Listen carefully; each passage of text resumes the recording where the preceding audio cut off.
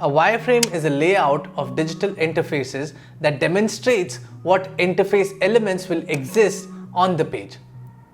It's a bit like a blueprint of the user interface which designers and architects will use to understand what would be expected from the product. Wireframing is critical to a product because it helps us communicate a lot of things like content structure, information hierarchy, functionality, and behavior. The question is, what should a UI UX designer look out for when you are doing the wireframing of a new product?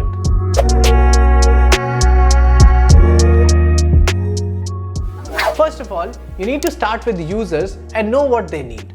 Who are they and how are they going to use your product? Second, set expectations. What are the deadlines? What level of fidelity is necessary? Third, make sure everything you put on a wireframe has a purpose. Every piece of text, color, gradient, shade and shape should have a meaning.